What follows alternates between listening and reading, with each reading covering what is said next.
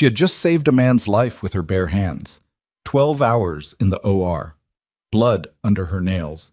Feet that barely carried her home.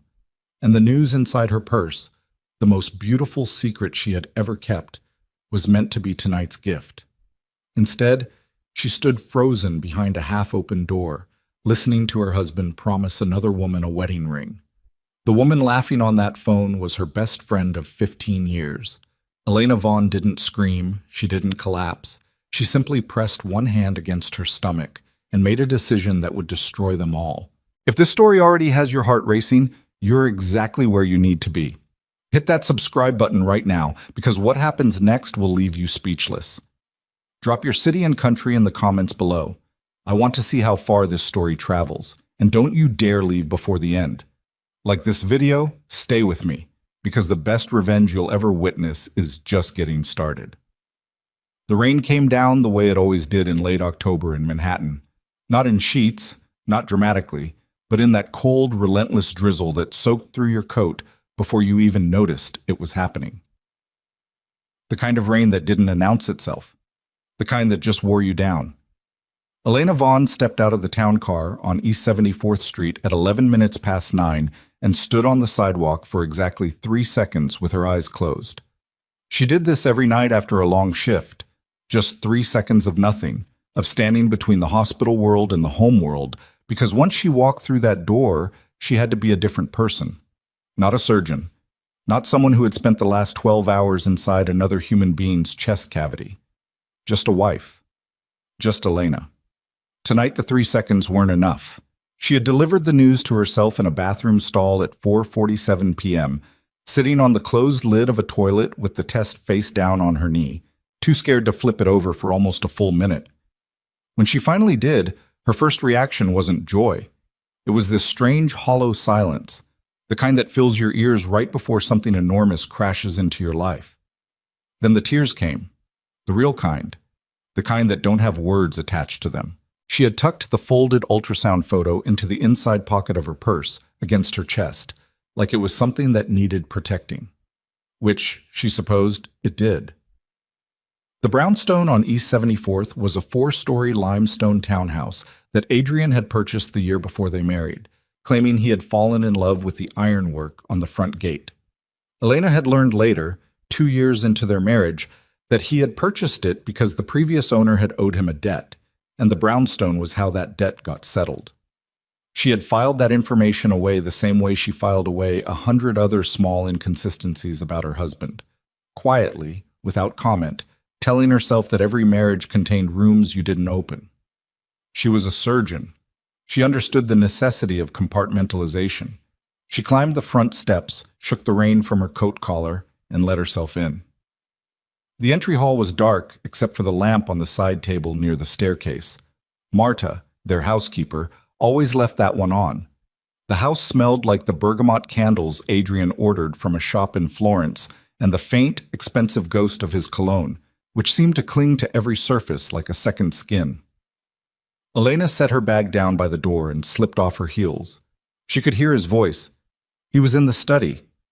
The door was pulled to, not fully closed, but not open either. Just that narrow strip of warm amber light falling across the hardwood floor of the hallway. His voice was low, deliberate, the way it got when he was in a conversation that required his full attention. Business, she assumed. There was always business. She patted down the hall in her stocking feet, smiling slightly because she had already decided how she was going to do it. She would come up behind him, wrap her arms around him, wait for him to finish the call, and then she would pull out the photo and place it in his hands without saying a single word. She had imagined his face 100 times that afternoon, between sutures. She stopped 2 feet from the door. Something in his tone caught her. Not the words, not yet, just the register of his voice, the warmth in it. Adrian Volkov was not a warm man in the way that most people use that word. He was magnetic, controlled, precise. He could be generous in the way that people with power are sometimes generous, strategically, impressively. But warmth, genuine warmth, she had stopped expecting that from him somewhere around year 4. So when she heard it now, low and unmistakable and directed at someone on the other end of a phone line at 9 o'clock on a Tuesday night, it stopped her feet. She stood in the hallway and listened. "You worry too much," he said, and he was almost laughing. Almost. Everything is already in motion. The attorney filed the competency petition last Thursday. Hargrove signed off on the psychiatric evaluation 2 weeks ago. All that's left is the gala. A pause. The woman on the other end said something Elena couldn't make out. "Soon," Adrian said. His voice dropped half a register. "Soon you won't be my secret anymore. Soon you'll be my wife." Elena's right hand found the wall beside her. She didn't know she had reached for it. Her body just decided, found the nearest solid surface and gripped it. The woman laughed. It was a specific laugh. Low, satisfied, a little theatrical. The laugh of someone who had been waiting a long time for something and was finally seeing it arrive. Elena knew that laugh the way she knew her own heartbeat. Vivian Cross, who had sat beside her at Columbia in their first year of medical school and talked her out of dropping out after the anatomy lab made her physically sick. Vivian, who had been the maid of honor at her wedding, who had worn a blush-pink dress and cried during the vows and whispered, "He looks at you like you hung the moon," while they stood in the coat room fixing Elena's hair. Vivian, who called every Sunday morning without fail, and who was the only person outside this marriage who knew how badly Elena had wanted a child. Vivian, who had held her hand in this very house after the second miscarriage while Adrian was in Rotterdam on business and hadn't come home. That Vivian, laughing on the other end of her husband's phone at 9 o'clock on a Tuesday night. Elena didn't move. She understood, in some ancient mechanical part of her brain, that if she moved right now, something would break. Maybe the door, maybe the wall, maybe the floor beneath her feet. So she stood completely still, and she listened, the way she had trained herself to listen in the OR when something was going wrong and panic was the enemy of information. Gather, assess, decide. Adrian's voice again. The psychiatric reports are airtight. Hargrove's been paid for his signature, his silence, and his testimony if it comes to that. Elena's going to present as volatile, delusional, unfit to manage her own estate. Her father's attorneys won't have a leg to stand on once the competency hearing is filed. He paused, listened. Her career? A short sound. Not quite a laugh, something colder. She walks into that hospital every morning and plays God with a scalpel. Let her. It makes her look stable right up until the moment it doesn't. And when the breakdown happens, publicly, at the gala, in front of every family that matters, nobody's going to question the paperwork. Another pause. Vivian. The way he said her name was a different language.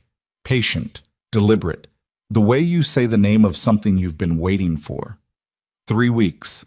The Mafia Commission Gala. That's when I introduce you. That's when the announcement is made.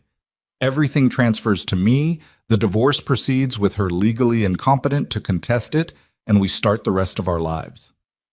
Elena's hand slid down the wall. Inside her purse, against her ribs, the folded ultrasound photograph pressed into her side like a bruise. She became aware of her own breathing. Slow, shallow, controlled. Surgeon's breathing. She had learned it in residency. Slow the breath, slow the heart rate, keep the hands from shaking. She used it now, and it worked the way it always worked, which was imperfectly, which was well enough. The door was 2 feet away. She could push it open. She could walk in. She could hold up the photograph and say, "What?" What would she say? "Here's your child. Here's what you were going to destroy." Her feet didn't move. Something colder than grief was settling behind her sternum, laying itself down like sediment. She recognized it the way you recognize a diagnosis you've been dreading, not with surprise, but with that horrible, clarifying absence of surprise. Some part of her had always known this house had rooms she hadn't opened. She just hadn't known how many, or how long the hallway went. She bent down very slowly and picked up the ultrasound photo that had slipped from her fingers onto the hardwood floor without her noticing. She didn't remember dropping it. She held it for a moment, just held it in both hands, and looked at the small, impossible shape in the grainy image. 8 weeks. A heartbeat already. A thing that existed and did not know yet what kind of world it had been born into. No one, she thought. The word was very quiet and very absolute. No one will ever use us again. She tucked the photo back inside her purse, straightened up, smoothed her coat, and walked back down the hall on silent feet. She was careful not to make a sound. She sat down on the bottom stair in the dark entry hall for 11 minutes. She knew it was 11 because she watched the minute hand on the grandfather clock across the room move from the 9 to the 11 and counted every sweep. It was the same technique she used when waiting for lab results that were going to change someone's life. Pick a fixed point, breathe, let the information settle into your body before you try to carry it anywhere. When Adrian emerged from the study 7 minutes later, Elena was standing at the kitchen island with her coat off and a glass of water in her hand, and her face was exactly the face of a woman who had come home from a long shift and was quietly winding down. He came in and kissed the side of her head the way he always did. Bergamot and cold. The smell of his cologne hit her like a closed fist, and she absorbed it the way she absorbed every physical sensation in the OR. Filed it, noted it, kept her face still. "Long night?" he asked, opening the refrigerator. 12 hours, she said. Aortic dissection. He made it. Good. He pulled out a bottle of sparkling water. "You look tired." "I am tired." He looked at her really looked for just a moment, the way he occasionally did. She had never been able to fully read what happened behind his eyes when he looked at her like that. She had always told herself it was love. She understood now that she had been reading the wrong text. "Go to bed," he said. "I have calls." "I know," she said. "Good night, Adrian." She climbed the stairs. She did not look back. She lay in the dark of their bedroom, with one hand pressed flat against her lower abdomen, and she stared at the ceiling and she began to build. Not a plan. Not yet. Plans required resources and information, and she had almost none of what she needed. What she was building was the thing that comes before a plan, the architecture of willingness, the decision to become someone who could do what needed to be done. She had saved lives in rooms full of blood with her bare hands. She had held human hearts and restarted them. She had delivered terrible news to families in hallways with fluorescent lights, and she had done it with enough steadiness that they trusted her even through their grief. She could do this. She could be still. She could be patient. She could be, if necessary, invisible.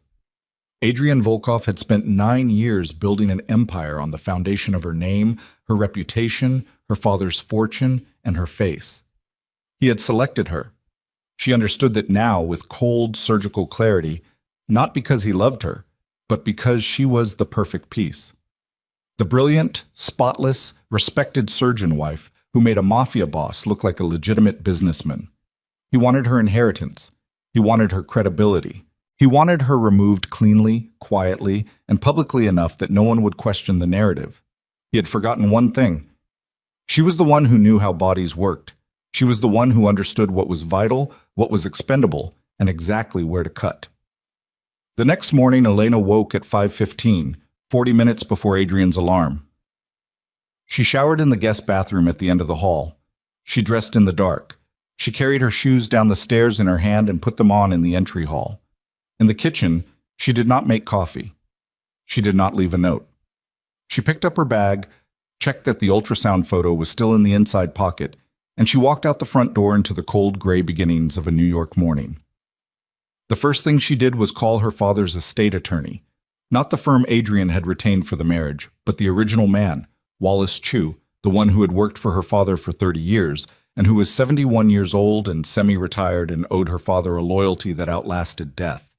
She called from a burner phone she purchased at a convenience store on Lexington before 6 a.m., and she spoke for 4 minutes, and when she hung up, Wallace Chu had agreed to meet her that afternoon at his home in Westchester. The second thing she did was go to the hospital, because showing up for her shift was the most important thing she could do this morning. Stability. Routine. The appearance of a woman with no idea what was coming. She scrubbed in at 7:30. She did not shake. Between surgeries, in the narrow window of 40 minutes she had between a laparoscopic procedure and a consult, she sat in a supply closet with the door locked and a legal pad on her knees, and she began to write down everything she had heard through that study door. Every name, every detail, the name Hargrove, the words competency petition, the date of the gala, the phrase her father's estate. She wrote it all in her precise surgical handwriting, small, controlled, the kind of handwriting that comes from years of charting in margins. She sat in that closet for 38 minutes, and when she emerged, she was Dr. Vaughn again, calm-eyed, authoritative, unremarkable. That afternoon, Wallace Chu met her in his study in Westchester with 2 cups of tea and a face that had gone very serious very quickly when she told him what she had heard. He was a small man, Wallace, thin, with wire-rimmed glasses, and the careful, measured speech of someone who had spent 40 years choosing words like other people chose weapons.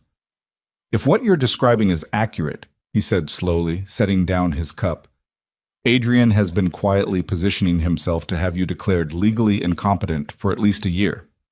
Possibly longer." "I know. Elena." He looked at her over his glasses. "Are you all right?" She considered the question with the same attention she gave a difficult diagnosis. "Not even slightly," she said, "but I don't need to be all right. I need to be effective." Wallace looked at her for a long moment. Then he nodded. "Your father," he said quietly, "used to say almost exactly that." She was in the car on the way back into the city when her phone buzzed. The personal one, not the burner. A text from an unknown number, no greeting, no signature, just 9 words. "He has someone watching the brownstone. Don't go home tonight." Elena read it twice, looked out the window at the highway unreeling in the early dark, felt the photograph against her ribs. She typed back 1 word. "Who is this?" The response came back in under 30 seconds. Someone who worked for him long enough to know what happens to people he's finished with. "Meet me Thursday. I have the ledgers." Elena's thumb hovered over the screen. Outside, Manhattan's skyline was beginning to appear on the horizon. All those lit windows, all those lives stacked on top of each other, none of them knowing. She typed, "Where?" The response was an address in Red Hook. Then, "Come alone. Don't tell anyone. If he finds out I contacted you, I'm already gone." Elena locked the phone and set it face down on the seat beside her. The driver's eyes appeared briefly in the rearview mirror. "Home, Dr. Vaughn?"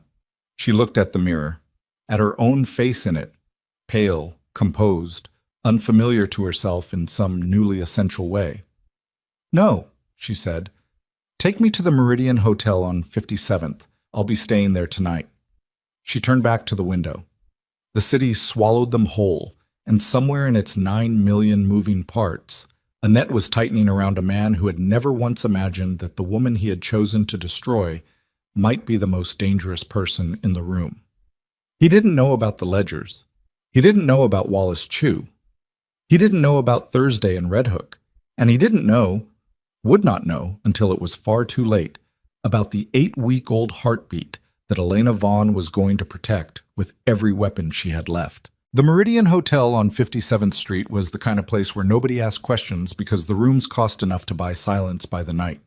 Elena checked in under her maiden name, Vaughn, not Volkov, paid cash for 3 nights and rode the elevator to the 14th floor with her coat still damp from the rain and her purse pressed against her side like a wound she was keeping pressure on. The room was beige and anonymous, and she loved it immediately. She sat on the edge of the bed for exactly 2 minutes, which was how long it took for her hands to start shaking. Not badly. Not the kind of shaking that would have disqualified her in an OR. Just a fine, persistent tremor in the fingers of her left hand that told her the adrenaline was finally metabolizing and her body was presenting her with the invoice for the last 18 hours. She pressed both palms flat against her thighs and breathed. Then she got up, washed her face, ordered chicken soup from room service because the nutritional content was what mattered, and she was not going to neglect the child she was carrying because her husband was a criminal. And she sat down at the small desk by the window with her legal pad and a hotel pen, and she worked until 2 in the morning. She wrote down every name she had heard. She reconstructed the timeline from memory. Surgeons remembered details the way other people remembered faces, selectively and permanently, and she sketched the outline of what Adrian had built, the competency petition, the forged psychiatric evaluation, the attorney named Hargrove, the transfer of inheritance, the gala as the public stage for her destruction. She drew lines between names, drew circles around facts she could verify, drew question marks beside everything she couldn't. When she finally lay down, she did not sleep so much as fall unconscious for 4 hours with the legal pad beside her on the pillow. She was up again before 6. Wednesday passed in the hospital like all Wednesdays passed, relentlessly, without mercy, with 2 emergency consults and a 7-hour surgery that left her right shoulder aching and her back in open rebellion. She moved through it on routine and muscle memory and the specific, terrible focus that comes from having something enormous sitting in your peripheral vision that you are deliberately not looking at. Between a debrief and her final chart notes, she found a message on the burner phone, not from the unknown contact, from a number she didn't recognize, different from Thursday's. He knows you didn't come home last night. He told your department head you've been having episodes. Emotional instability. He's starting early. Elena read it standing at the nurse's station with a chart open in front of her, her face arranged into the mild, professional expression of a doctor reviewing paperwork. She typed back, "Who are you?" Nothing for 6 minutes. Then, "Someone who used to handle his problems. Now I am one. Same as you." She deleted both messages, pocketed the burner, and finished her chart notes with her handwriting perfectly steady. That evening, she called Vivian. She stood at the window of the hotel room on the 14th floor, with Manhattan spreading out below her in the dark, and she dialed Vivian's number from her personal phone, and when Vivian answered on the second ring with that warm, familiar, "Elle? Hey, I was just thinking about you." Elena felt something in her chest that she could only describe as the sensation of a wound being probed. Clean, sharp, specific. "I've been thinking about you too," Elena said. Her voice was smooth, even. The voice she used with families in hallways. "Are you coming to the gala? Adrian mentioned the Volkov Foundation was sponsoring a table." A half-second pause. The length of a half-second told a surgeon everything. "Of course," Vivian said. "Wouldn't miss it." "Good." Elena watched a cab cut across 3 lanes of traffic 30 floors below. "We should have lunch before then, like we used to. I feel like I haven't seen you in weeks." "It has been a while," Vivian said, and her voice was doing something careful now, something managed. Elena had known this woman for 15 years, and she heard the management in it the way she heard arrhythmia through a stethoscope. "Work has been insane, but yes, lunch. Absolutely." "Thursday?" Elena said. "The place on Madison we like?" Another pause, shorter. "Thursday works. Noon?" "Perfect," Elena said. "I can't wait." She hung up and set the phone face down on the windowsill and stood there for a moment with her eyes closed and her jaw tight and the city noise coming up from 30 floors below like something that didn't know it was being ignored. Then she picked up the burner phone and sent a message to the Thursday contact in Red Hook. "Can we move to 3 p.m. instead of noon?" The response came back in 2 minutes. "Fine. Don't be followed." She wasn't planning on it. Thursday morning, she went to the hospital at 7, did her rounds, handled a consult on a 43-year-old woman with a thoracic aneurysm that needed monitoring, and at 11:15 she changed out of her scrubs in the attending's locker room and put on a charcoal wool blazer and dark slacks, the kind of clothes that made her look like herself without announcing anything. She took a cab to the restaurant on Madison, paid the driver, walked in. Vivian was already there. Of course she was. Vivian was always early, always arranged, always the one who had gotten there first and chosen the seat with the best sight line and ordered the sparkling water before you arrived. Elena had always admired it. She understood now that it was a form of control. Vivian Cross was 41, angular, with the kind of deliberately maintained elegance that required significant invisible effort. She had dark hair cut close to her jaw and eyes that were very light brown, almost amber, and she was wearing a cream blouse and pearl earrings, and she smiled when Elena walked in with all of the warmth of a woman who had done nothing wrong, ever, in her entire life. Elena sat down. "You look tired," Vivian said immediately. "Long week," Elena said. "You work too hard." "I know." The waiter came. They ordered. Elena got the salmon because protein mattered, and sparkling water because she was not drinking a drop of alcohol for the next 7 months, and she was not ready to explain why. For 12 minutes, they talked about nothing. A mutual friend's gallery opening, a conference Vivian had attended in Chicago, the weather's recent misery. Elena listened and responded and watched Vivian's hands and eyes, and the specific practiced ease with which she performed friendship, and felt the sediment behind her sternum grow heavier and colder. "Are you okay?" Vivian said at the 13-minute mark. "You seem, I don't know, far away." "I've been having a hard time sleeping," Elena said. Truthful. Strategic. Vivian's face arranged itself into concern. "Elle, you need to take care of yourself. You can't keep running at this pace and expect—" "Adrian seems worried about me," Elena said. She said it lightly, the way you mentioned something in passing. "He mentioned to someone at the hospital, I'm not sure who told me, that he was concerned about my stress levels, my emotional state." She tilted her head very slightly. "Did he say anything to you?" The pause this time was 3 seconds long. Elena counted. "No," Vivian said. "Why would he say anything to me?" "I don't know," Elena said. "You two have always gotten along well. I thought maybe he'd mentioned it." "We barely see each other outside of events," Vivian said, and her voice was exactly right, mildly puzzled, lightly dismissive. And her left hand, Elena noticed, had moved off the table and into her lap. Elena smiled. "Of course, I'm just tired. Ignore me." They finished lunch. They hugged on the sidewalk outside. Vivian's perfume hit her, something musky and expensive that Elena had complimented once, years ago, and Vivian had gifted her a bottle of it for Christmas, and she had worn it twice before putting it in the back of a cabinet, and she had never examined why. She knew why now. She watched Vivian's cab pull away, and she stood on the sidewalk with her hands in her coat pockets, and she thought, 3 seconds.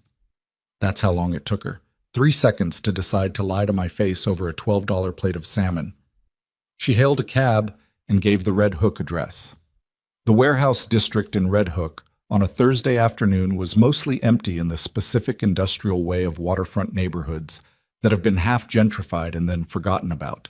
Converted lofts above old loading docks, an artisanal coffee shop with its gate half down, the smell of the river and rusted metal, and someone's diesel generator running somewhere out of sight.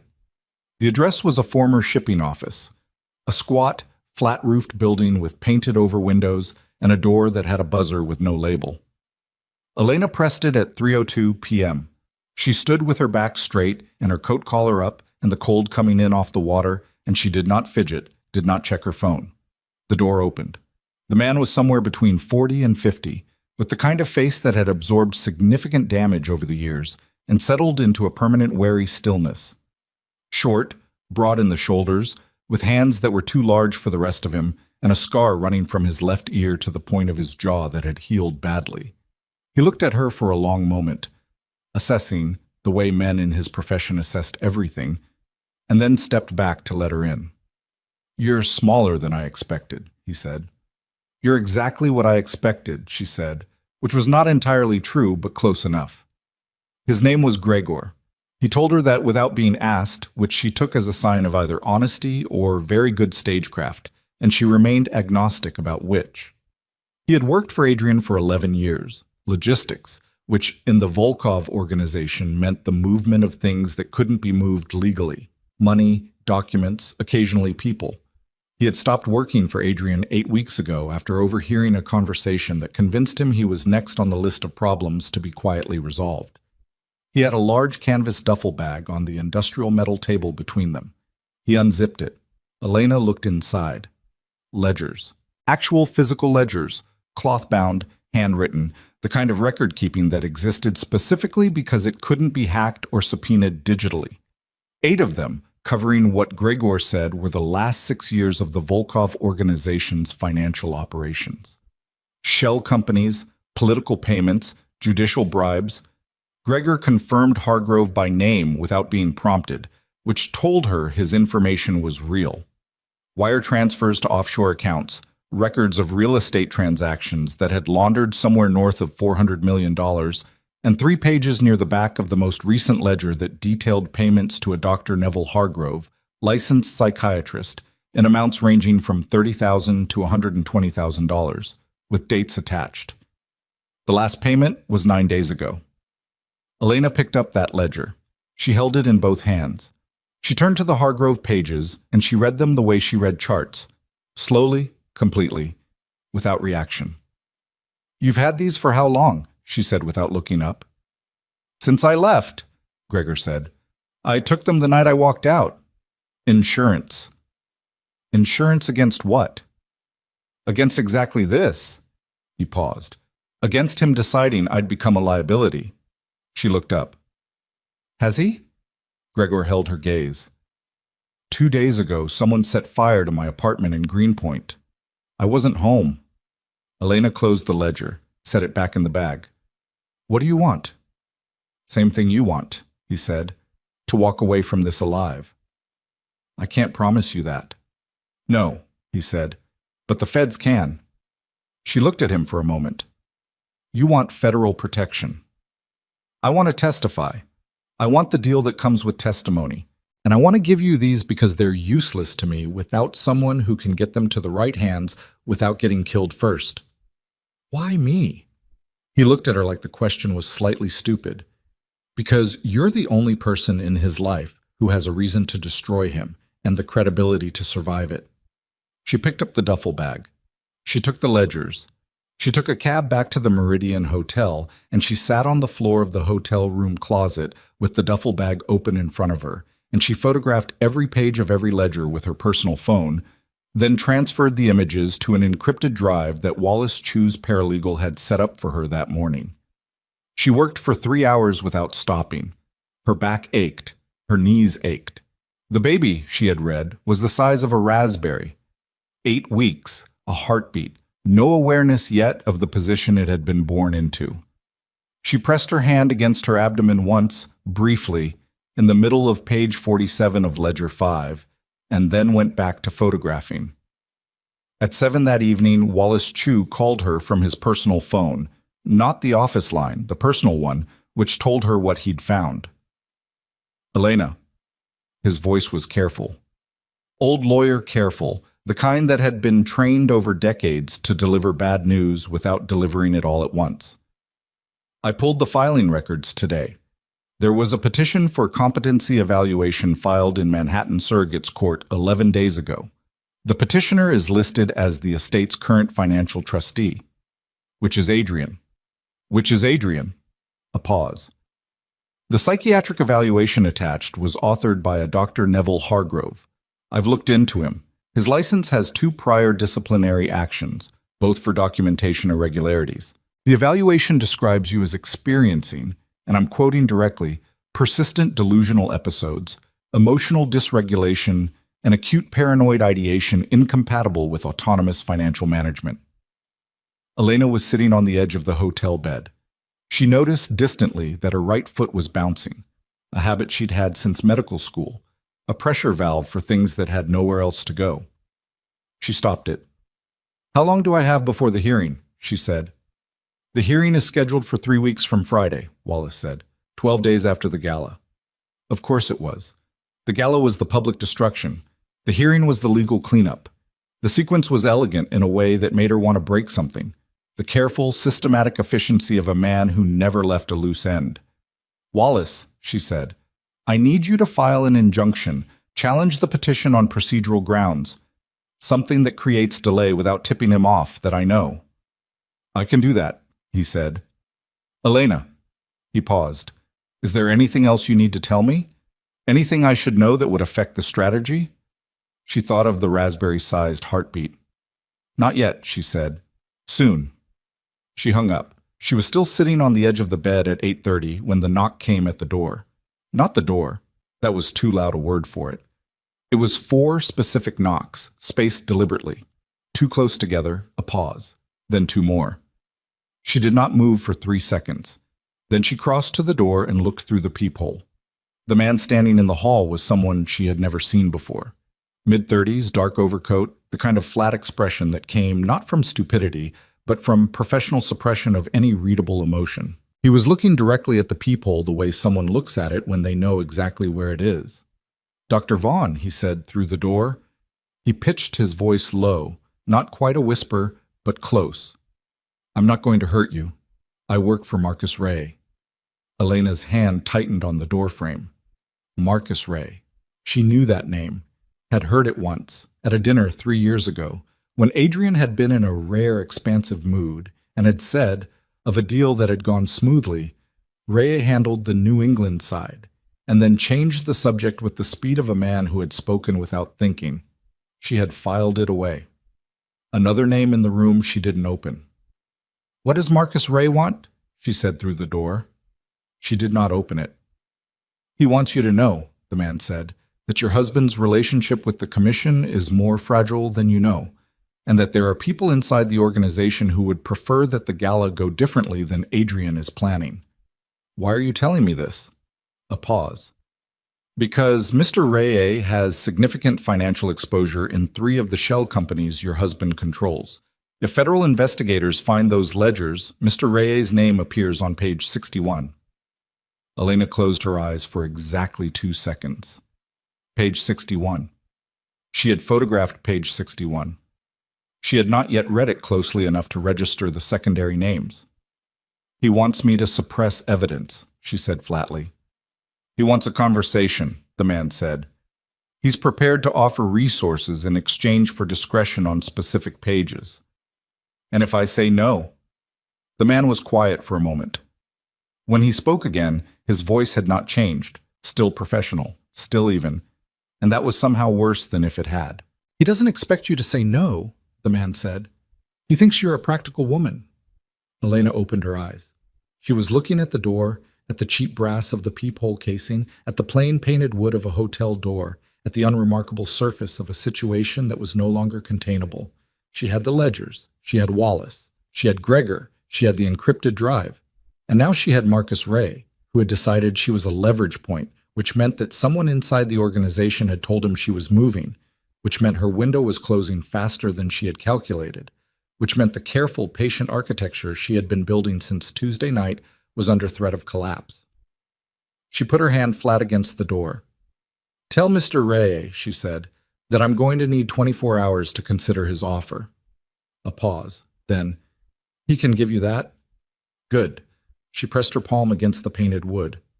"Tell him I'll be in touch." She listened to the man's footsteps retreat down the hallway. She waited until she heard the elevator arrive and the doors close. Then she picked up the burner phone and called the one number she had been saving for when she had no other option. It rang twice. "Federal Bureau of Investigation, Organized Crime Division," said a woman's voice, crisp and official. "How can I direct your call?" Elena took one breath, slow, surgical. "My name is Dr. Elena Vaughn," she said. "My husband is Adrian Volkov. I have 8 ledgers, 6 years of financial records, evidence of judicial bribery, and the name of a corrupt forensic psychiatrist who has been falsifying competency evaluations for criminal defendants." She paused. "I also have a meeting in approximately 19 days at a location where the entire leadership of the East Coast's largest mafia organization will be present simultaneously." Another pause. "I'd like to speak with someone tonight." The woman on the other end was quiet for exactly 4 seconds. "Please hold," she said. Elena held. Outside the window, Manhattan continued its indifferent business. All those lit windows, all those stacked lives, all that noise and motion, and 9 million people who didn't know that in a room on the 14th floor of the Meridian Hotel on 57th Street, a woman with a raspberry-sized heartbeat beneath her ribs, and 8 ledgers on the floor, and her back against the wall, had just crossed the last line she could ever uncross. There was no version of the next 19 days that ended with everything intact. She had known that since Tuesday night in the hallway. She had just needed until now to be ready to say it out loud. The hold music was something bland and orchestral, and she listened to it without hearing it, and kept her breathing slow and her hand pressed flat against her abdomen, and waited for the rest of her life to begin. The agent's name was Carla Reyes. "No relation," she said, with the flat delivery of someone who had made that clarification so many times it had stopped being a joke. And she arrived at the Meridian Hotel at 11:47 p.m. in a dark blazer and wool slacks with a second agent named Torres, who didn't speak much and had the watchful, receding quality of someone professionally trained to take up as little space as possible. Elena let them in. She had the duffel bag on the table and the encrypted drive beside it and the legal pad with her handwritten timeline open to the first page. She had also, in the 45 minutes between the phone call and their arrival, changed out of her blazer into a plain gray sweater because she had been cold, and because there was something about being interrogated by federal agents in a hotel room at midnight that required, she felt, a degree of human normalcy. Reyes sat across from her. Torres stood by the window with a notebook. For the next 2 hours and 20 minutes, Elena talked. She was precise. She was sequential. She gave them names and dates and amounts and the specific language she had heard through the study door, and she walked them through the ledgers page by page with the same methodical attention she brought to a pre-surgical briefing, because this was, in its way, an operation, and the preparation mattered as much as the execution. Reyes asked questions that were good questions, specific, probing, occasionally uncomfortable, and Elena answered all of them without deflection. When she got to Hargrove, Reyes exchanged a look with Torres that lasted less than a second, but said something significant. "You know him," Elena said. "We know of him," Reyes said carefully. "He's appeared adjacent to 2 prior investigations. Nothing that stuck." "It'll stick now," Elena said, and slid the relevant ledger pages across the table. Reyes looked at them, said nothing for a moment. Then, "Dr. Vaughn, I need to ask you something directly." "All right. Is there anything in your own conduct, financial, professional, personal, that could be used to undermine your credibility as a witness?" Elena had been expecting the question. She had prepared for it the way she prepared for any question she didn't want to answer, by deciding in advance exactly how much truth to give and in what order. "My husband has filed a petition to have me declared mentally incompetent," she said. "He has fabricated psychiatric evaluations to support it. If that surfaces without context, it will look like a credibility problem. With context, it is evidence of his conspiracy." Reyes nodded slowly. "Is there anything else?" Elena looked at her steadily. "I'm pregnant," she said. 8 weeks. My husband doesn't know." The room was quiet for a moment. "All right," Reyes said, and her voice had shifted by something small and not entirely professional. "That stays in this room." "Everything stays in this room," Elena said. "That's a condition of this conversation." "You don't set conditions with the FBI, Dr. Vaughn." "I'm setting this one," Elena said, and held Reyes's gaze without blinking. "Because if Adrian finds out I've contacted you before I've secured the evidence from the gala, he will burn every document, move every account, and disappear every witness before your people can get a warrant signed. You know that's true, and so do I." Reyes considered this. Torres was very still by the window. 19 days, Elena said. "Give me 19 days. I will get you the gala, the confession, and the commission leadership in one room. After that, everything I have is yours." Reyes tapped the edge of the ledger with one fingertip. "And if something goes wrong in 19 days? Then you have the drive," Elena said, "and the ledgers. And you come in anyway." Another silence. Reyes looked at Torres. Torres gave the smallest possible nod. 19 days, Reyes said. "We work parallel. You don't move on anything without telling us first. And if at any point we assess that your life is in immediate danger, we don't wait for the gala." "Agreed," Elena said. They left at 2:14 a.m. Elena locked the door, sat down on the floor with her back against the bed, and let herself be a person for approximately 4 minutes. Let her face do what it wanted, let her hands shake without stopping them, pressed her forehead against her knees and breathed in the ugly, ragged way she never allowed herself to breathe in front of anyone. Then she got up, washed her face, and went to bed. The next 10 days had the quality of something very sharp moving very slowly. Elena went to the hospital every morning. She performed surgeries. She filed charts. She attended a department meeting on Thursday of the following week and sat at the conference table and listened to the Chief of Trauma review quarterly metrics and contributed 2 relevant observations, and nobody in that room had any idea that she was simultaneously running 3 parallel tracks of information management that would have required a diagram to explain. She did not go back to the brownstone. She told Adrian, via text, short, domestic, unalarming, that she was staying with a colleague in Brooklyn while the brownstone's heating system was being serviced.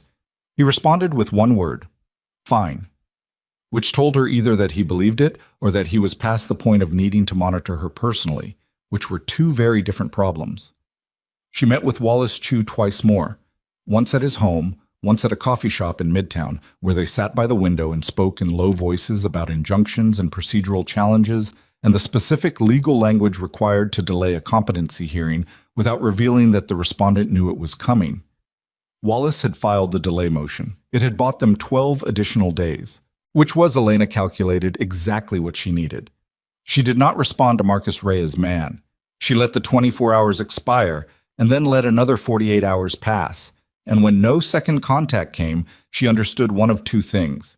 Either Ray had decided to wait, or Ray had decided that her silence was its own kind of answer and was adjusting his position accordingly.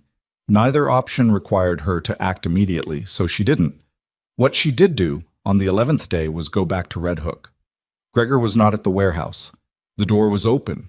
Not unlocked, open, swinging slightly in the cold air off the water. And the metal table was bare, and there was a smell in the room that Elena's medical brain identified before her conscious mind could stop it from identifying it. Copper, and iron, and the particular staleness of a space that had recently contained biological crisis. She did not go inside. She stood in the doorway for 3 seconds, cataloged what she could see from that position, and left. She called Reyes from the burner phone while walking back toward the main street. "Gregor?" she said when Reyes picked up. "My witness in Red Hook. Something happened to him." A pause. "How long ago?" "I don't know. The door was open. I didn't go in." She paused at the corner, watching a truck pull out of a lot across the street. "He's gone, Carla." It was the first time she had used the agent's first name. Reyes didn't comment on it. "We'll send someone," Reyes said. "Don't go back there." "I know. Elena." Reyes's voice was careful in the way it got when she was about to say something she had calculated. "This changes your exposure. If Volkov moved on your witness, he may know you've been in contact with him." "I know," Elena said again. "Do you want to move the timeline?" Elena stood on the corner in the cold with the river smell coming up the street and thought about Gregor. The scarred jaw, the 2 large hands, the duffel bag on the table, and the 11 years of loyalty that had ended in a set fire in Greenpoint, and felt the sediment behind her sternum shift into something harder. "No," she said. "We keep the timeline." She hung up and kept walking. That night, she allowed herself 1 hour of feeling what she actually felt, which was terrified. Not the clean, procedural fear of the OR, but the irrational, bottomless fear of someone who understood for the first time that she was not the most dangerous person in this situation and had possibly never been. She sat in the hotel room with the lights off and the city coming through the window, and she put both hands over her abdomen and she sat with it. Then the hour was up and she turned the lights back on. The gala was in 8 days. She spent those 8 days preparing with the specific, humorless efficiency of someone who has run out of room for anything that isn't preparation. She had a dress, deep green silk, the kind of dress that looked like she wasn't trying, which meant it had cost more than most people made in a month, and fit her body with architectural precision. She had Wallace's injunction in place. She had the encrypted drive backed up on 2 separate servers that Reyes's team controlled. She had her hospital schedule arranged so that her last shift ended at noon on the day of the gala, which gave her 6 hours. She had, after considerable deliberation, also called Adrian. "I thought we could arrive together," she said. She was standing at the hotel window in the gray afternoon light, and her voice was perfectly level. "It's an important night for the Foundation. It would look strange if we came separately." A brief pause. "I'll have the car there at 7, he said. "Thank you," she said. "I'm looking forward to it." She hung up and stood with the phone in her hand for a moment. 8 years of marriage, 9, if you counted the year they dated. She had told him she loved him, she calculated, somewhere in the range of 3,000 times. In beds and hallways and hospital parking lots and over dinner tables, and once, memorably, through the glass of an ICU window at 2 a.m. when he had driven to the hospital just to bring her coffee. She had believed it every time she said it, every single time. The calculation of that, the scale of what had been built on nothing, sat in her chest like a foreign object that hadn't been removed cleanly. She could feel the edges of it. She went to bed. The day of the gala arrived with the particular indifference of important days. The same gray October sky, the same city noise, the same body that needed coffee and food, and to not fall apart. Elena was in the hotel gym at 6 a.m., walking on a treadmill at a pace that wasn't exercise so much as the physical management of adrenaline. She had cleared it with her OB, Dr. Nora Singh, the only person besides Wallace and Reyes who knew about the pregnancy, that moderate activity was fine and stress was the greater risk, which was information Elena had received and then set aside because there was nothing to be done about the stress. She ate breakfast, she showered, she sat at the hotel vanity and did her hair with the same focused attention she brought to fine work, the kind of hair that took 40 minutes to look effortless, and applied her makeup and put on the green dress and stood in front of the mirror. The woman in the mirror looked composed, elegant, completely in control of her circumstances. Elena looked at her for a long moment. "All right," she said, to no one. At 6:55 p.m., the black car stopped in front of the Meridian. Elena came down in the elevator with her small green evening bag, which contained, in addition to the usual items, the burner phone, the backup encrypted drive, and a micro SD card with selected photographs of the most critical ledger pages. And she got into the car. Adrian was already in it. He looked the way he always looked in evening clothes, the immaculate, controlled, the specific gravity of a man who had never once in his adult life worried about whether he belonged in a room. The tuxedo was custom. His hair was silver at the temples now, which had happened gradually over their marriage, and which she had once, in a different life, found distinguished. He looked at her when she got in. "You look beautiful," he said. "Thank you," she said. The car moved into traffic. They sat in a silence that was, Elena noted, indistinguishable from any of the hundreds of silences they had shared in cars over 9 years of marriage. Not uncomfortable, not intimate, just the shared quiet of two people who had long since mapped each other's rhythms. She watched the city move past the window and kept her breathing steady and thought about nothing that would show on her face. "Big night," Adrian said. "For the foundation," she agreed. "For a lot of things," he said. She turned and looked at him. He was looking straight ahead, his profile to her, and his expression was the expression of a man thinking about something he was not going to discuss. "You seem tense," she said. "Business," he said. Short, final. The word that had closed 100 conversations. She turned back to the window. The Harrington estate in Westchester had been built by a railroad family in 1887 and had changed hands 4 times since, most recently to a private foundation that rented it for events. It sat on 11 acres behind a gate with stone pillars, and as the car turned up the drive, Elena could see lights strung through the bare October trees and cars lined along the approach road and the specific, expensive glow of an event that had cost someone a significant amount of money to make look effortless. She recognized some of the cars, some of the names she had seen in the ledgers. She pressed her evening bag against her side and felt the micro SD card through the silk. The estate's main hall had been arranged for 200 guests, round tables with white linens and low centerpieces, a stage at one end with a podium bearing the Volkov Foundation seal, a bar along the east wall, and servers moving through the space with the practiced invisibility of professionals who had done this exact job at this exact kind of event many times. Elena knew from the guest list, which she had obtained from the Foundation's public RSVP system, that 43 of the 200 guests were either confirmed criminal organization affiliates or individuals who appeared in the ledgers by name. She also knew that Reyes's team had 4 agents in the building, including 2 on staff as servers.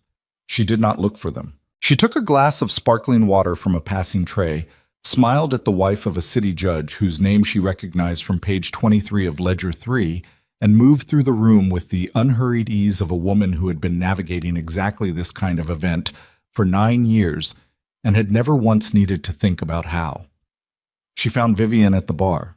Of course she did. Vivian was in a black dress, severe, expensive, the kind of dress that made a statement about being serious. And she had her hair up and she was holding a glass of red wine and speaking to a man Elena didn't recognize. She saw Elena coming, and her expression did something complicated in the half-second before she controlled it. A flicker of something that might have been alarm or guilt or the specific panic of someone whose stage directions just changed unexpectedly. "Elle," she said. Her voice was warm. It was always warm. I didn't realize you'd be here tonight. It's the Foundation Gala, Elena said pleasantly. Where else would I be? The man beside Vivian excused himself. Whether she had signaled him or whether he had simply recognized the particular atmospheric charge between the two women was not clear. They stood at the bar looking at each other. You seem different, Vivian said. I've been sleeping better, Elena said. Vivian's amber eyes moved over her face with the careful attention of a woman who was reading for something specific and either finding it or not finding it, and Elena watched her read and kept her face set to a frequency that gave her nothing. Adrian looks well, Vivian said. He does, Elena said. He seems nervous, actually. Do you know if something's going on with the business? A pause, the pause of a woman calculating. No, Vivian said. Why would I? Elena held her gaze for exactly 1 beat longer than was comfortable. Then she smiled. No reason, she said. Excuse me. I should say hello to the Hartleys. She moved away from the bar and crossed the room and said hello to the Hartleys and said hello to several other people and smiled and made appropriate conversation and kept her peripheral vision on the room's geometry. Where Adrian was, where Vivian was, where the stage was, where the 2 exits were on the east side of the building. At 9:15, she slipped away. The estate's lower level was accessible from the kitchen corridor. She had studied the floor plan that Reyes's team had pulled from the property management company's records, a single-page architectural schematic that she had memorized the way she memorized anatomy, which was completely and permanently. She went down a service staircase behind a door marked staff only and walked along a utility corridor that smelled of old stone and heating oil and emerged into the basement level, which had, according to the schematic, once been used as a wine cellar and had been converted in 1962 into a records room and then, sometime in the last decade, into something else entirely. The door at the end of the corridor was steel cored with a keypad entry. She had the code from Reyes, who had gotten it from a property management employee who had been interviewed 3 days earlier and had cooperated fully in exchange for assurances she was not party to what the room contained. Elena punched in the code. The lock disengaged. She pushed the door open and stood in the doorway of the archive room and understood, looking at what was inside, that she had been wrong about the scale of what she was dealing with. She had thought this was about her inheritance, about Adrian's ambition and Vivian's hunger in a marriage that had been a transaction dressed as a love story. She had thought the ledgers were the whole picture. They were not the whole picture. The archive was a low-ceilinged room with metal shelving units running from wall to wall, and on those shelving units were files and binders and hard drives, and on the far wall, a series of framed photographs that had the quality of documentation rather than decoration. Political figures, judges, a state senator she recognized from the news, a federal prosecutor whose name had appeared in a corruption case 3 years ago and who had been quietly cleared. In the photographs, they were at dinners, at private gatherings, at what appeared to be a location she eventually identified as the estate above her head at an earlier point in time. Not guests at a gala, members of something. There was a filing cabinet with a red label on the top drawer. She opened it. Inside were dossiers. Detailed dossiers, but photographs, financial records, personal information, what appeared to be transcripts of private communications, on 31 individuals, federal judges, state attorneys general, a deputy director of a federal law enforcement agency whose name she recognized and whose face went with it. She stood holding the top dossier and understood, with the cold, clarifying impact of a diagnosis she hadn't seen coming, that the Volkov organization was not simply a criminal enterprise that had bought some judges and bribed some politicians. It had compromised people so far inside the system that some of the names in this cabinet were people who were supposed to be stopping it. She took photographs, every page, every document, every framed photograph on the wall. She worked fast and silent and thorough, the micro SD filling up, and when she was done, she stood in the center of the room and breathed and thought about what she was holding. Then a sound. Footsteps in the corridor outside. More than one person. Moving with purpose, not the random movement of someone who had taken a wrong turn. Elena looked at the door.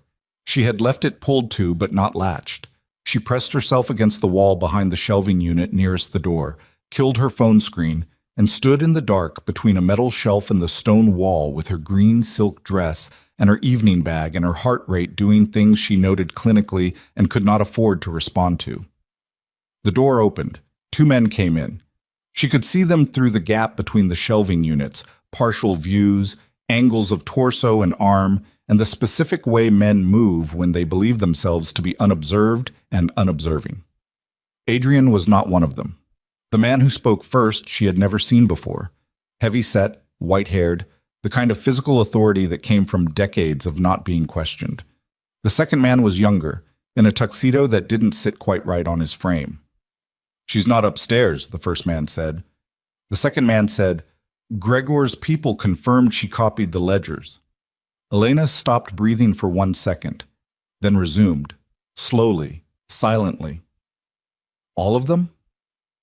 "Everything he had." A pause. "She's been building something. Adrian underestimated her." The first man made a sound that was not quite a laugh.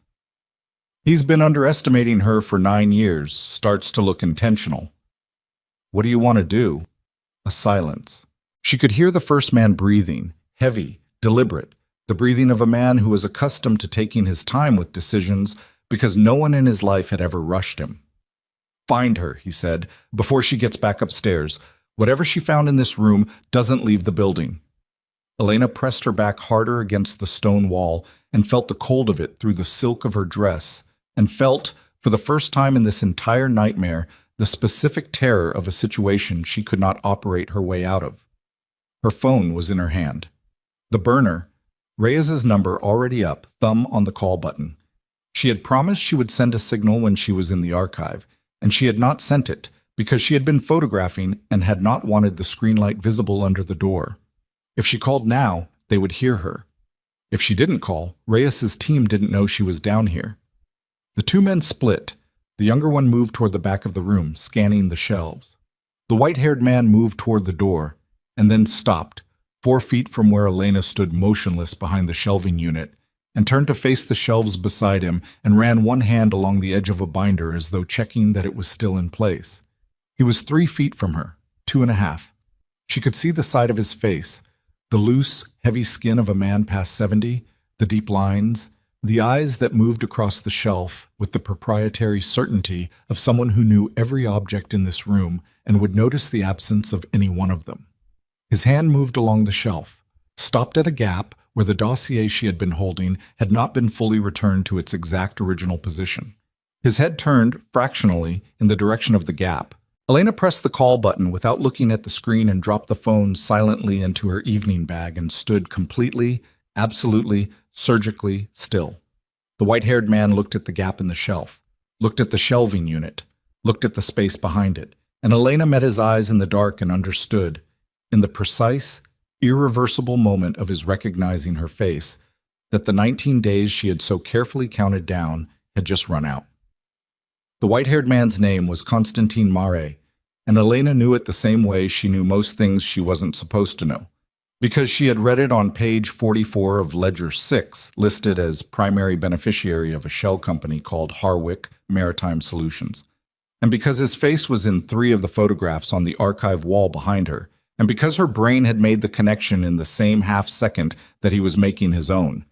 He looked at her for exactly 2 seconds without moving. Then he said, quietly to the room, "She's here." The younger man spun around from the back of the room. Elena moved first, not toward the door, the younger man was already between her and the door, but sideways along the wall, putting the shelving unit between herself and Constantine with the same instinctive spatial logic she used in a crowded OR. Create distance, create obstacle, buy time. She had the evening bag clutched against her chest, and the call was already connected. Reyes on the other end, hearing whatever she was hearing, and Elena did the only thing available to her, which was make noise. "My name is Dr. Elena Vaughn," she said loudly and clearly in the direction of her bag. "I am in the basement archive of the Harrington estate.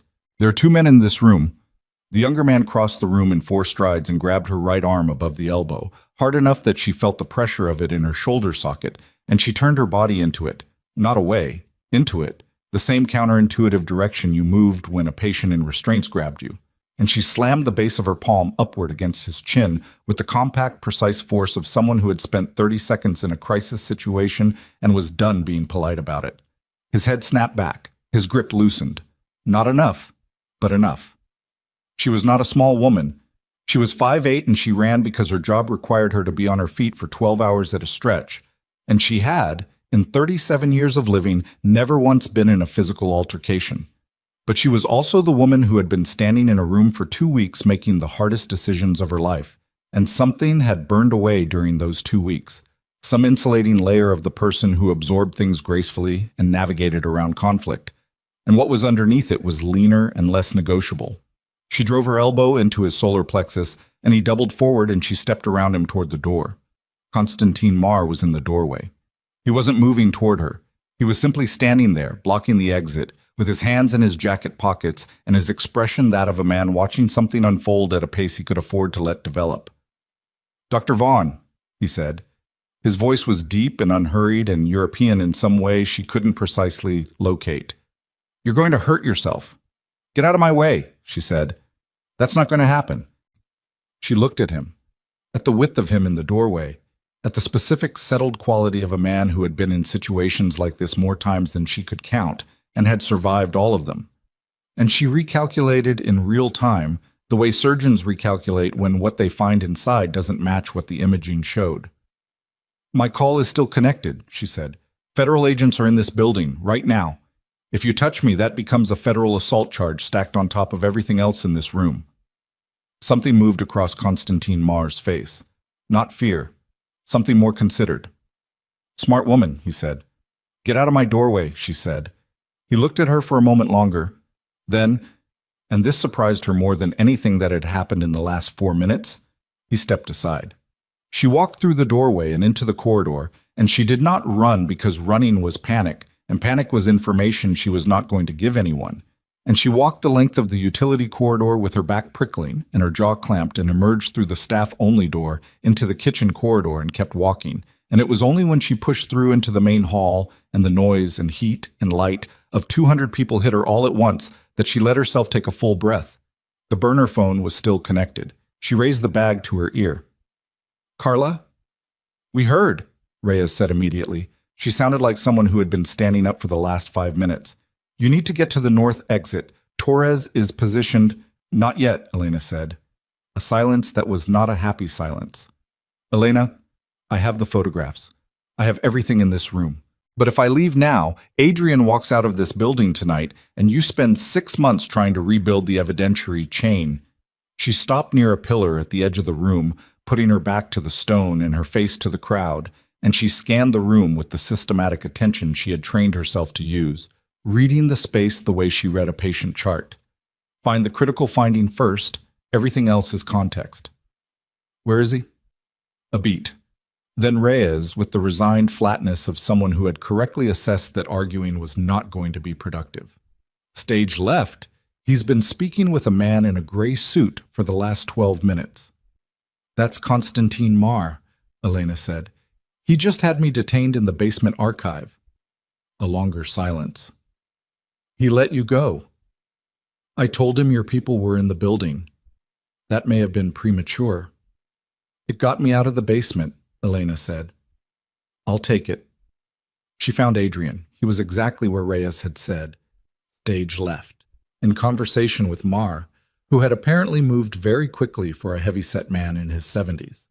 They were not touching, were not leaning close, were performing the casual distance of men who were merely acquainted and happened to be exchanging pleasantries, but something in the geometry of their bodies told her the conversation was neither casual nor a pleasantry. Adrian's right hand, she noticed, was at his side with the fingers slightly spread, a gesture she had seen once before in 9 years, during a phone call he hadn't known she could hear through a closed door, and which she understood now as his tell, the specific physical signature of Adrian Volkov under controlled pressure. He knew she'd been downstairs. He knew in the 40 seconds it had taken Constantine Marr to get from the basement corridor to stage left and find him in a crowd of 200 people. She watched his right hand for 3 seconds. Then she crossed the room. She walked directly to him, moving through the crowd with the unhurried confidence of a woman at her own event, and she came up beside him and touched his arm lightly and said, "There you are. I've been looking for you." The expression on his face when he turned to her was extraordinary. 9 years of marriage, and she had never seen him unable to compose himself in under a second. He managed it now, but it took a full beat, an entire visible human second of his face doing something that it was not supposed to do in public. And in that second, she saw in him something she had not seen before. Not guilt, not panic, something more like grief. She filed it and kept her face arranged in the mild, pleasant expression of a wife finding her husband at a party. "Elena," he said. His voice was even. "I didn't know where you'd gone." "I was looking at the gardens," she said. "The lighting on the trees is beautiful. You should see it." She smiled at Constantine Mare with the specific warmth of a woman who has met a friend's acquaintance at a party. "I don't think we've met. Elena Volkov." Mare looked at her. His expression was unreadable in the way of a very old, very experienced man. Not blank, but encoded. "Constantine," he said. He did not offer a last name. He shook her hand. His hand was large and dry and completely steady. "Are you enjoying the evening?" she asked. "Very much," he said. "Wonderful." She turned back to Adrian. "The program starts in 20 minutes. We should find our table." "Wait." She held his arm and walked him toward the center of the room, and she could feel the tension in him through the fabric of his jacket. The rigid, precise tension of a man who was processing, recalculating, deciding how much she knew and what it meant for the next 20 minutes. She leaned close enough that only he could hear. "I know about the archive," she said. His arm went rigid. "I know about Hargrove," she said. "I know about the petition. I know about Vivian." She kept walking, kept her face forward, kept her voice at the precise decibel of a woman making party conversation. "And I know about the 43 people in this room whose names appear in 6 years of financial ledgers." He stopped walking. In the middle of a crowd of 200 people, Adrian Volkov stopped walking, which she had not expected. She stopped with him, turned to look at him. His face, for the second time in the last 3 minutes, was doing something she had never seen it do. He was looking at her the way you look at something you have catastrophically miscalculated. Not with anger, not with calculation, with something raw and less controlled than either. "Elena," he said. His voice had changed, dropped, lost something. "Don't," she said. "You don't understand all of it." "I understand enough." She held his gaze. "I understand that you chose her. I understand that you were going to have me declared insane. I understand that every year of our marriage was a construction." She paused. "I understand all of it, Adrian. I've had 2 weeks. His jaw tightened. The grief she had seen pass through his face again, more visible now, less controlled. "There are things I can explain," he said. "There's nothing. There is." He was looking at her with an intensity that was frightening in its specificity. "Elena, there's something you don't know, something that changes." The program announcement broke over the speakers, a woman's voice welcoming guests, requesting they find their seats for the evening's program. The crowd around them shifted and moved, and in the movement of bodies he was forced to step forward and she was forced to step with him, and the moment, whatever it had been, broke apart. They found their table. They sat. The table was dressed with white linen and low flowers and the name cards of 6 other guests, 2 of whom Elena recognized from the ledgers and one of whom was currently under federal investigation for securities fraud, which Reyes had mentioned in passing as a separate matter. Vivian was at the adjacent table. She caught Elena's eye across the 2 feet of space between the tables and held it for a moment, and in that moment she was not the composed, amber-eyed woman from the bar earlier in the evening. She looked like someone who was standing at the edge of something and was no longer sure the ground was solid. Elena gave her a small, steady smile. Vivian looked away first. The program began. A speaker from the foundation. Statistics about the medical grant recipients, the surgical training programs, the community health initiatives. Elena's father's name was mentioned twice, as it always was, because the foundation had been built on his name and his money, and his daughter's borrowed credibility and she sat in her chair and heard her father's name and absorbed the peculiar, cutting irony of that without moving her face. Adrian leaned close. "After the program," he said, low, urgent. "We need to talk, privately." "I'm not going anywhere privately with you," she said at exactly the same low register. "Elena, I'm not going to hurt you." "I know you're not," she said, "because I have a federal agent 12 feet to my left." He was still for a moment. Then his head turned very slightly, not enough to be obvious, just enough to scan the room. "The woman at the bar," he said quietly. "Black blazer." "And her partner near the east exit," Elena said, "and 2 more on staff." The sound that came from him then was so quiet she almost didn't hear it. It wasn't anger. It wasn't even resignation. It was the sound of a man arriving somewhere he should have foreseen and didn't, and she had never heard that sound from him before.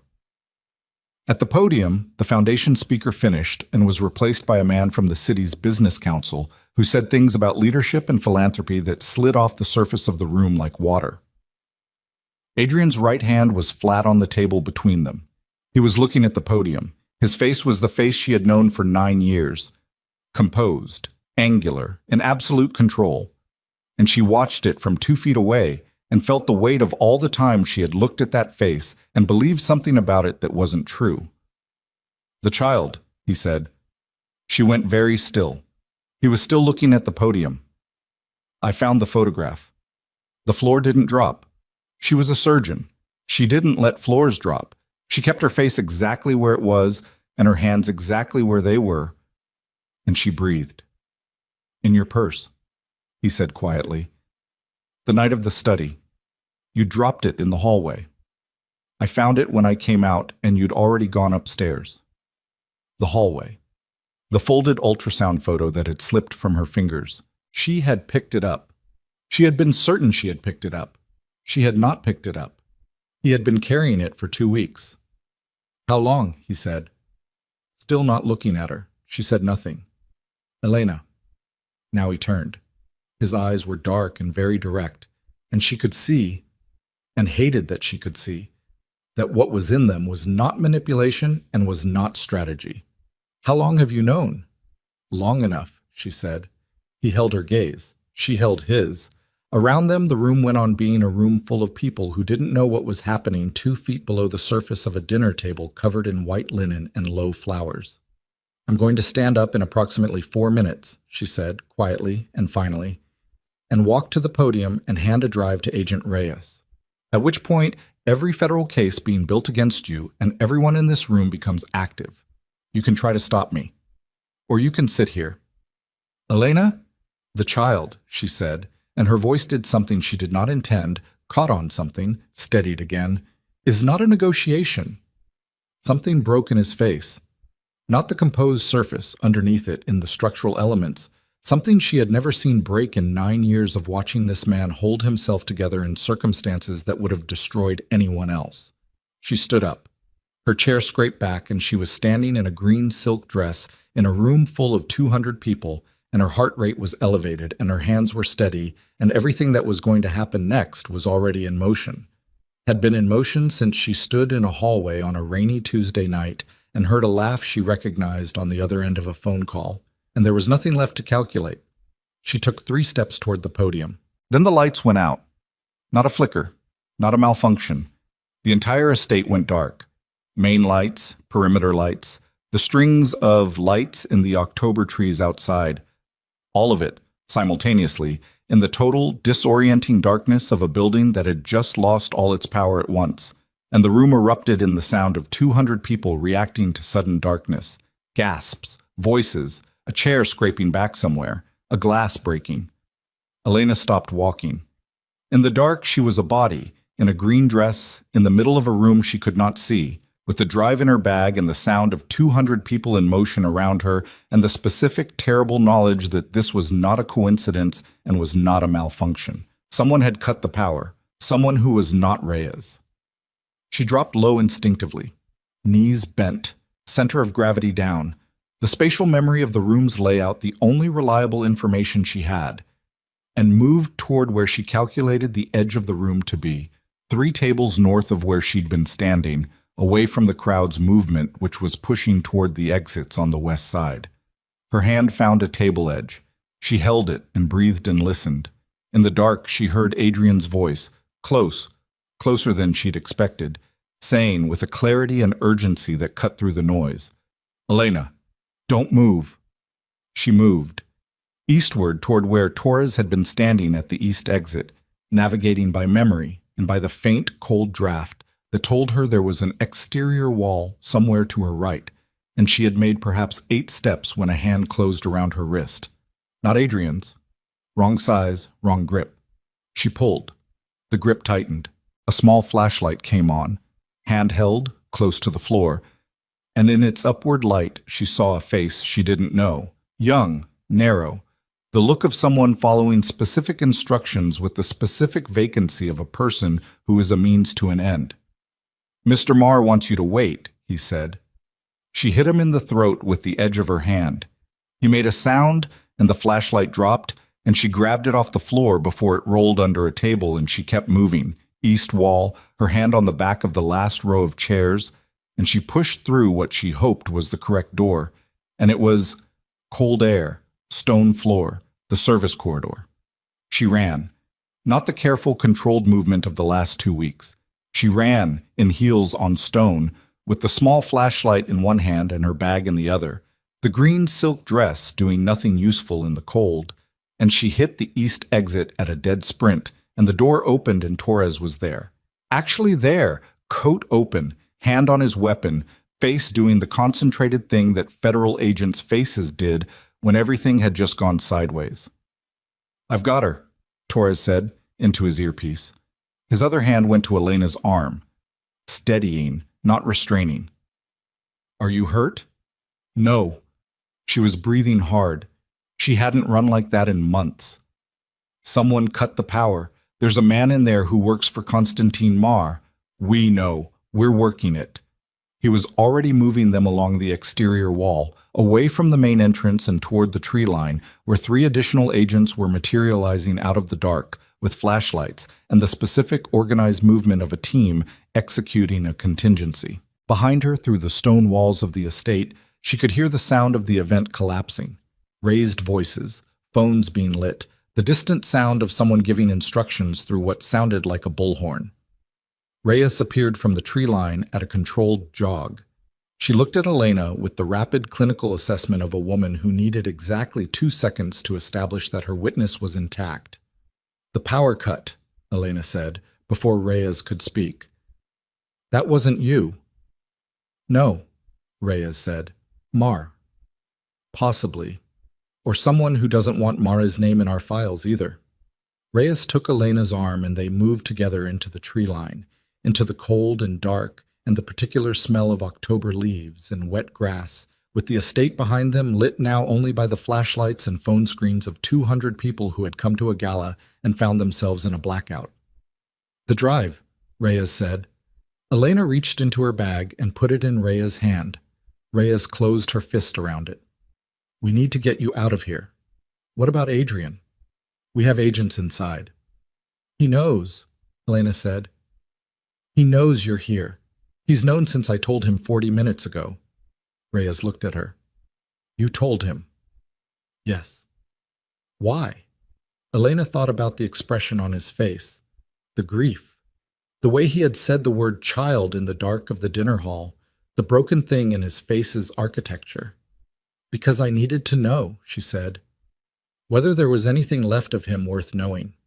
Reyes held her gaze for a moment. "And?"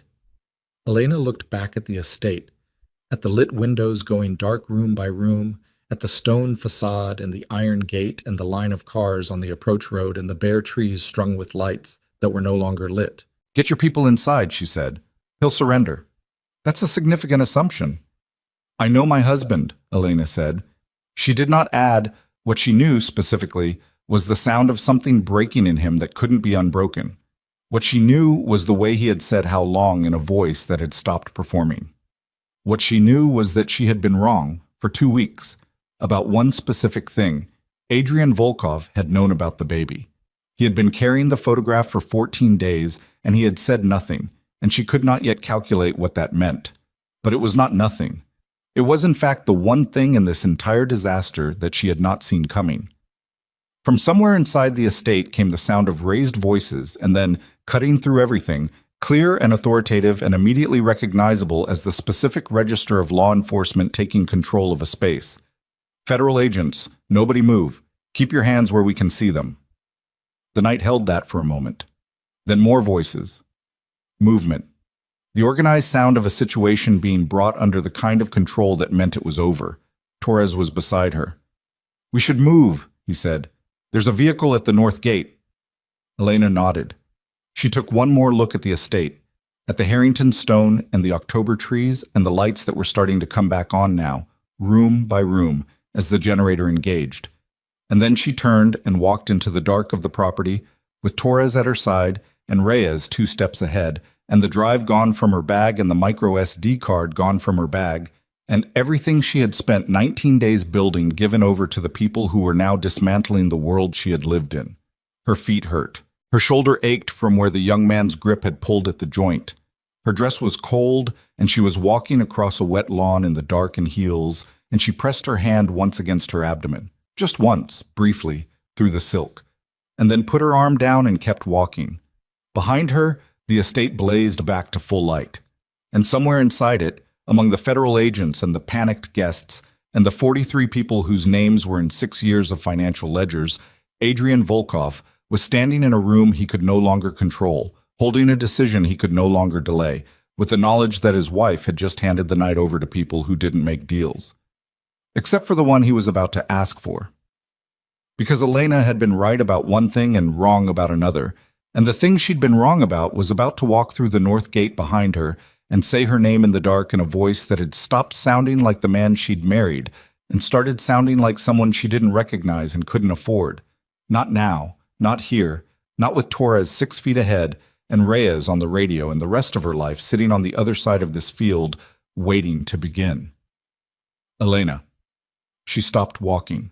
Torres stopped. She turned around.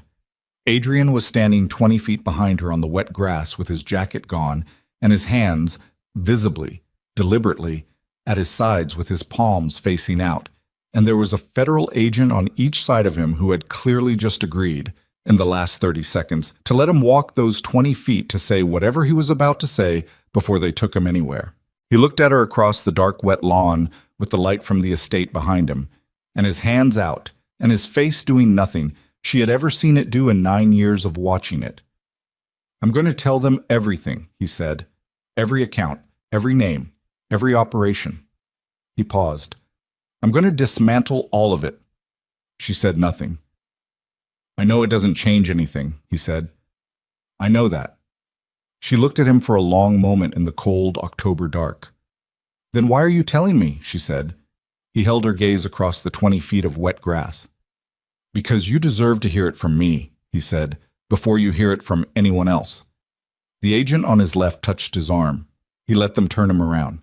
He walked back toward the estate with his hands at his sides and his back straight, and Elena watched him go and felt the cold coming up from the grass through the thin soles of her heels and the weight of the encrypted drive that was no longer in her bag and the 8-week heartbeat that was still, impossibly, quietly, continuing to beat through all of it, and she turned back toward the north gate and the waiting vehicle and the rest of everything that was going to have to come next. Torres fell in beside her. "You okay?" he said. She considered the question with the attention it deserved. "Ask me again in about 5 years," she said. They walked through the gate, and the vehicle was there, and the door opened, and she got in, and the night closed behind her, and the Harrington estate receded through the rear window like a life she was done living. The Federal Processing Center on Varick Street was a building that had been designed to be exactly what it was: functional, institutional, without any of the architectural consolations that might suggest the people passing through it deserved comfort. Elena sat in a waiting room on the 4th floor at 2:17 in the morning in a green silk dress with her heels off and her feet on the cold linoleum floor and a paper cup of coffee going tepid in her hands. And she waited. Reyes came out at 2:41. She sat down in the chair beside Elena without preamble. No expression of sympathy, no softening of posture, just the direct, undecorated manner of a woman who had been awake for 22 hours and had run out of room for anything that wasn't essential. "He's talking," she said. Elena looked at the wall across from her. "Already?" He asked for immunity for 3 specific individuals: his driver, his personal accountant, and a woman named Daria Sorel, who handled internal communications for the organization. He says they were employees, not principals. "We're evaluating." Reyes paused. He did not ask for anything for himself. Elena absorbed this. "Vivian Cross has been detained," Reyes continued. "She asked for a lawyer within the first 40 seconds, which tells you everything about how prepared she was for this night to go this way." A brief, dry pause. "Constantine Mars people got 2 vehicles out before we locked the perimeter. We have plates. We'll find him." "He's 73 years old," Elena said. "Men like that don't get slow," Reyes said. "They get careful." Elena nodded. She turned the paper cup in her hands.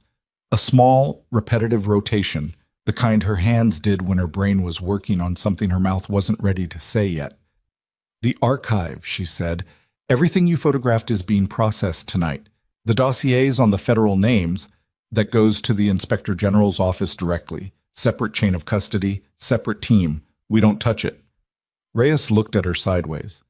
"You understand what those names mean, what that investigation is going to look like?" "I understand.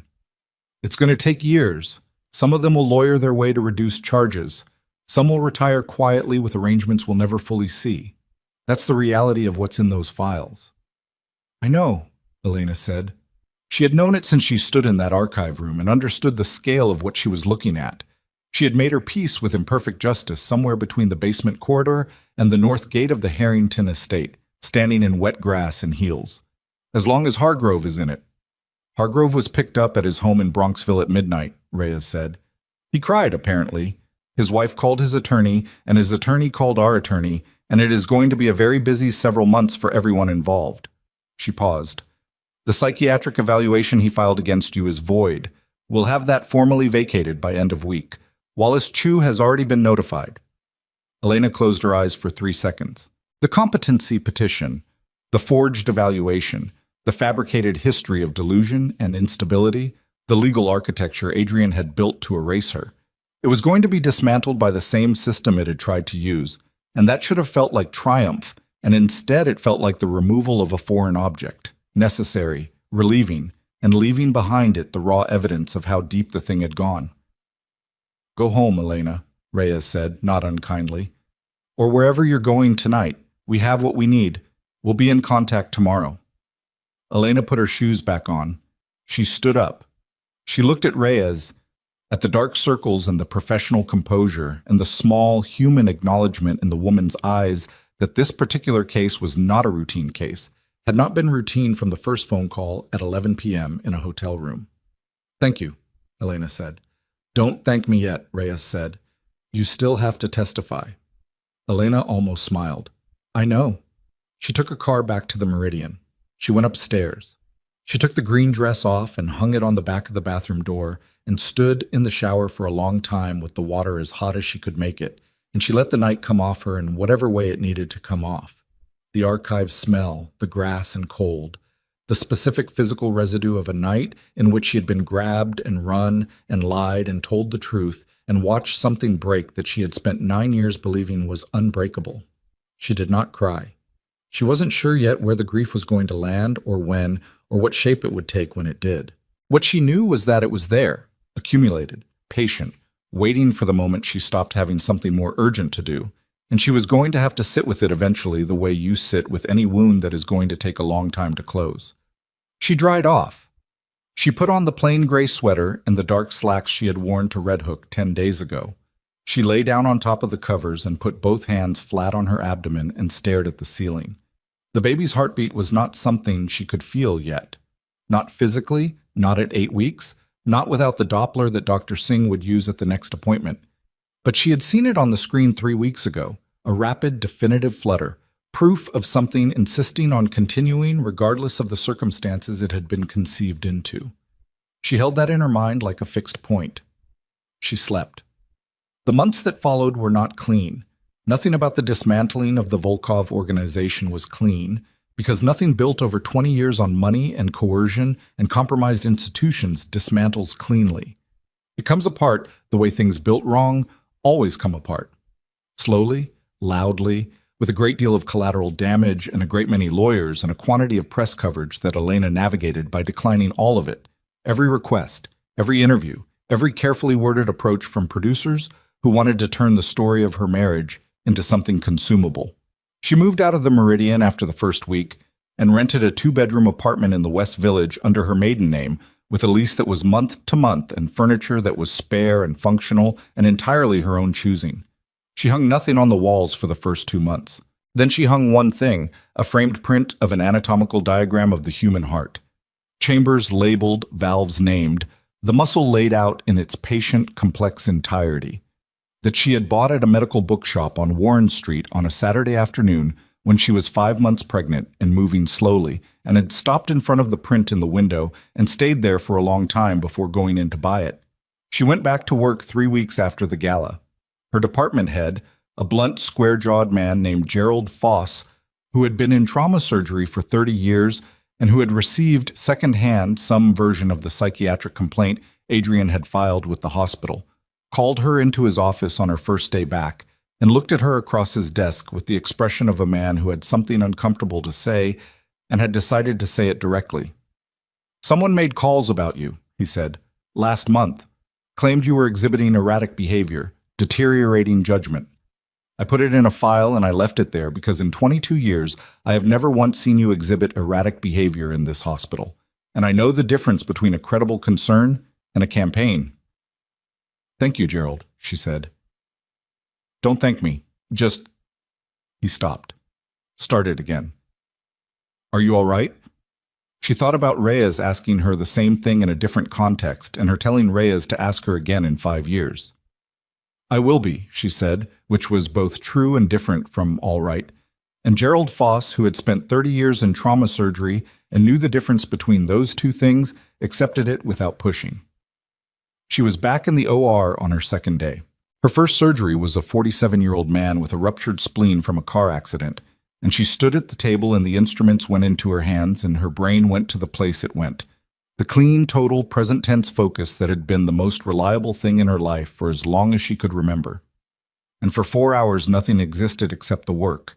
And when she came out the other side of it, she stood in the scrub room washing her hands and felt, for the first time in 2 months, something that was close enough to stable to stand on. She built from there. The grand jury convened in January. Elena testified for 2 days. Sequential, meticulous, the same quality of attention she brought to surgical documentation, every detail supported by evidence, every claim grounded in something Reyes' team had independently verified. The prosecutor was a woman named Catherine Bell, who was 44 years old and had been building organized crime cases for 15 years, and who conducted herself with an economy of movement and language that Elena recognized as the professional residue of someone who had learned not to waste energy on things that didn't matter. Vivian Cross pleaded guilty in February. She had been, it emerged during the investigation, a more active architect of the conspiracy than Elena had understood from the study door conversation. The forged psychiatric evaluations had been Vivian's design. She had known Hargrove from a professional conference 8 years earlier and had introduced him to Adrian specifically for this purpose. The personal details in the fabricated psychological profile, the specific language about Elena's relationship with her father, the characterization of her grief after the miscarriages as delusional thinking, had come from Vivian. From 15 years of friendship and Sunday phone calls and confidences shared in the specific trust of a relationship Elena had believed was the realest thing she had. Elena learned this from Reyes in a phone call on a Tuesday afternoon in February when she was sitting in her car in the hospital parking garage after a long shift. She sat in the car for 20 minutes after the call ended. She did not feel what she expected to feel. She felt very tired, and then she felt the tiredness pass, and then she drove home. She did not attend Vivian's sentencing. She did not need to. The sentence was 7 years. Fraud, conspiracy, evidence tampering, witness intimidation. Vivian's attorney had argued for less.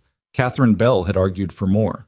7 years was what the judge landed on, And it was a number that meant something, and also, Elena knew, was not a number she was going to organize her life around. She heard it from Wallace, who called because he thought she should hear it from someone she trusted rather than from the news. And she said, "Thank you, Wallace," and they talked briefly about the estate documentation that was finally, after months of legal architecture, being properly structured in her name, and then she hung up and made dinner. Her daughter was born in June. The labor was 14 hours, which Elena's OB described as efficient for a first birth, and which Elena, lying in that hospital bed experiencing the specific, annihilating physicality of 14 hours of labor, would not have described as efficient in any terms whatsoever. Dr. Singh was there. Wallace Chu came to the waiting room and sat for 6 hours in a plastic chair reading a biography of a 19th century jurist, which was exactly the kind of thing Wallace did. 2 nurses from Elena's department came on their lunch break and left flowers at the nurses' station. No one called Adrian. Elena had made that decision 4 months earlier, quietly and without drama, in the same way she made most decisions now, by sitting with it until the correct answer was clear, and then acting on it. Her daughter weighed 7 pounds, 4 ounces. She had Adrian's dark hair and Elena's hands, long-fingered, precise, the hands of someone who would be good with delicate things. Elena held her in the first minutes with the focused attention of a woman cataloging something she intended to remember permanently, and the baby looked back at her with the ancient, unfocused gaze of a person who had just arrived and was beginning the long process of figuring out where she was. "Hello," Elena said, which was not sufficient but was the only word available. She named her Margaret, after her father's mother, a woman who had survived 2 wars and raised 4 children in difficult circumstances, and had died at 91 with all her faculties intact and opinions about everything, which was, Elena decided, the right inheritance to reach for. She called her Maggie. Maggie was 6 weeks old when Adrian's sentencing hearing was held.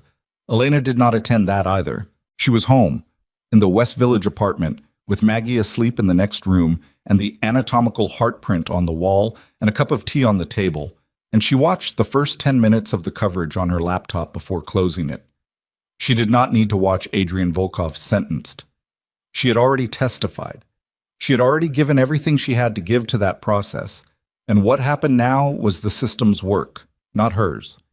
He received 14 years on the primary counts: racketeering, conspiracy, bribery of a federal official, obstruction, with additional concurrent sentences on the financial fraud charges.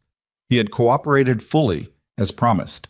His testimony had been, by Catherine Bell's account, the most comprehensive and damaging self-indictment she had encountered in 15 years of prosecution.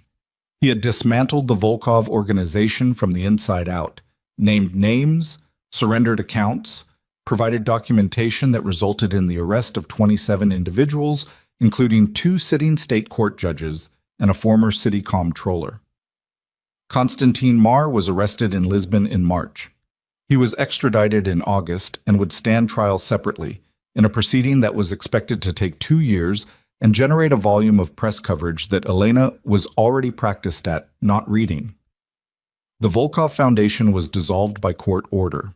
The assets, the legitimate ones, the medical grants and the surgical training programs, and the community health initiatives that had been funded by Elena's father's money and her father's name, were restructured under a new foundation that Wallace Chu helped establish, and that bore her maiden name only, and that she ran from a board position while continuing to practice surgery because the foundation work mattered, but so did the surgery. And she had learned in the year of the worst thing that had ever happened to her that the things that kept you functional were not things you walked away from. Maggie was 2 years old when Adrian wrote a letter. It arrived through Wallace, who forwarded it with a brief note. "You don't have to read it. You don't have to respond. I'm sending it because I think you should have the choice," which was exactly the right thing for Wallace to say, which was why she had trusted him for 2 years and would trust him for the rest of her professional life. She read it on a Sunday morning while Maggie was asleep, sitting at the kitchen table with coffee and the quiet particular to early Sunday mornings in the West Village. Distant traffic, a dog somewhere. The sound of the city at a register it only reached when most people were still in bed. The letter was handwritten. His handwriting was the same, precise, slightly compressed, the handwriting of someone who controlled even the way they occupied space on a page. He did not apologize, which she had expected and had half prepared herself to dismiss. He said he had spent 2 years attempting to understand how a person arrives at the choices he had made, and that the honest answer was that he had made them so gradually, over so many years, that each individual step had seemed like the only available step, which he understood was not an explanation and was not a defense. He said the organization, the life he had been born into and had chosen to expand, had required a particular kind of person to run it, and that he had spent decades becoming that person so completely that he had stopped being able to see the cost. He said the photograph, the ultrasound, the folded image he had carried for 2 weeks without knowing what to do with it, had done something to him that all the legal proceedings and testimony and sentenced years had not done, because it was not abstract, and the rest of it had been, at some level, abstract. He said he was not asking for anything. He said he was writing because she deserved to have the truth of what he understood now, even if it changed nothing, even if she threw the letter in the garbage, because the truth was the only thing he had left that was actually his to give. He ended it with, "I know who she looks like." Wallace sent me a photograph when she was born. I didn't ask him to. I think he knew I needed to know she existed without knowing anything else. I don't need anything else. I just needed to know she's real, and she's yours, and she's all right. Elena sat with the letter for a long time. The coffee went cold. The Sunday morning moved around her. Somewhere in the apartment, Maggie stirred and resettled without waking. She thought about the man who had said how long in the dark of a dinner hall in a voice that had stopped performing. She thought about his hands open at his sides on a wet lawn. She thought about 14 years in cooperation and the dismantling of something it had taken 2 decades to build. She thought about the photograph, the folded ultrasound that she had been certain she picked up and hadn't, that he had carried for 2 weeks and said nothing about, that had apparently done the one thing that nothing else had been able to do. She thought about what it cost to become the kind of person Adrian had become, and what it cost to become the kind of person she had become, and whether those costs were entirely different or whether they were, in some deep and uncomfortable way, made of the same material. The material of choosing who you were going to be under pressure and living inside that choice and carrying it. She did not forgive him. She was not built for forgiveness as an act of erasure, did not believe it worked that way, did not believe it was available in the form people usually meant when they said the word. What she was capable of was something more limited and more honest. She could set it down.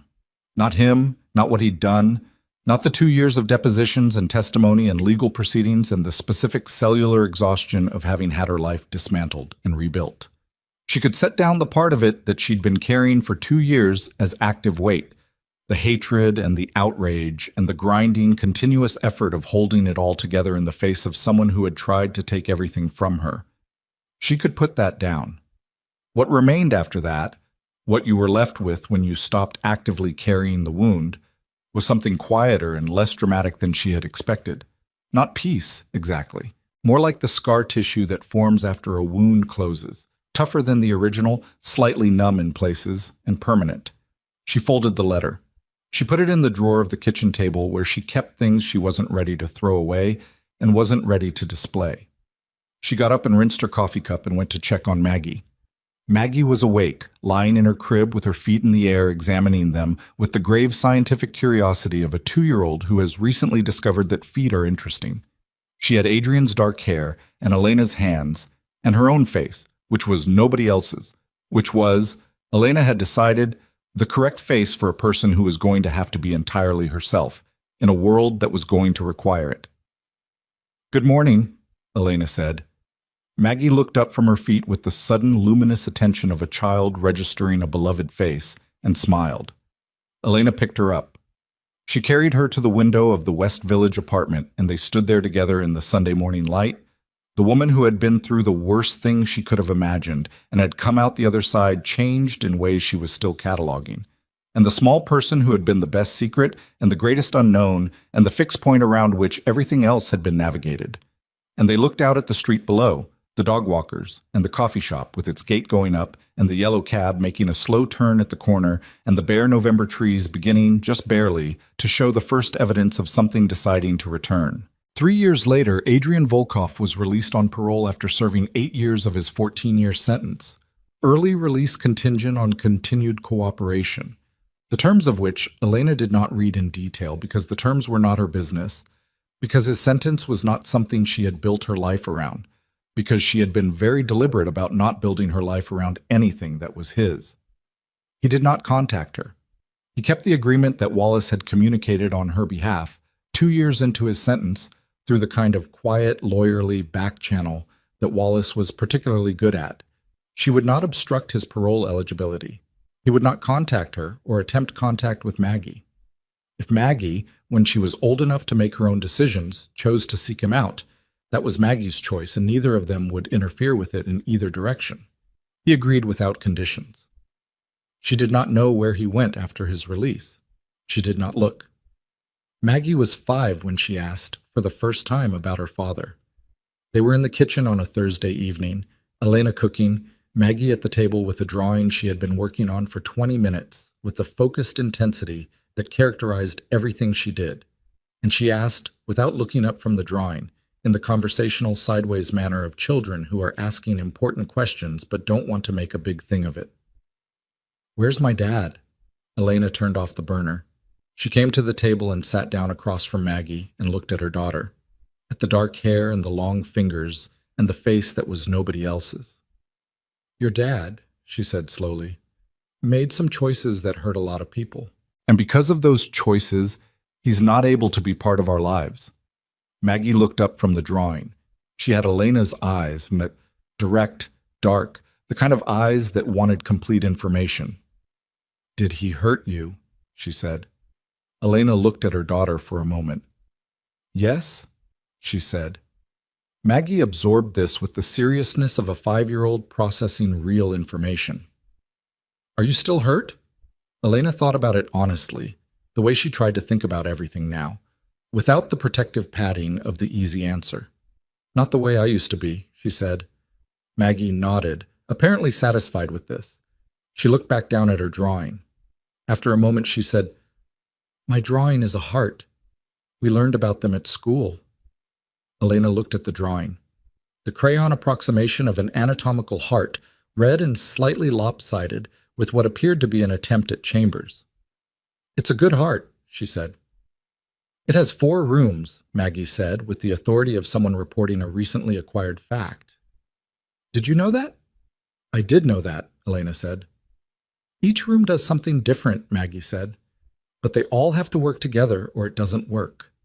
Elena looked at her daughter's drawing of a heart with its 4 rooms on the kitchen table on a Thursday evening in the West Village, and something in her chest, in whatever the actual physical organ in her chest was carrying after 5 years of carrying it, shifted. Not dramatically, not with any of the language people used for these moments. Just quietly, the way bodies shift when they have been holding something for a long time and find, one ordinary evening, that they are ready to hold it a little differently. "That's right," she said. "They all have to work together." Maggie went back to coloring. Elena got up and turned the burner back on. Outside the kitchen window, the street was doing its usual evening things. The commuters and the dog walkers and the kids on bikes, and the light going amber in the gaps between buildings.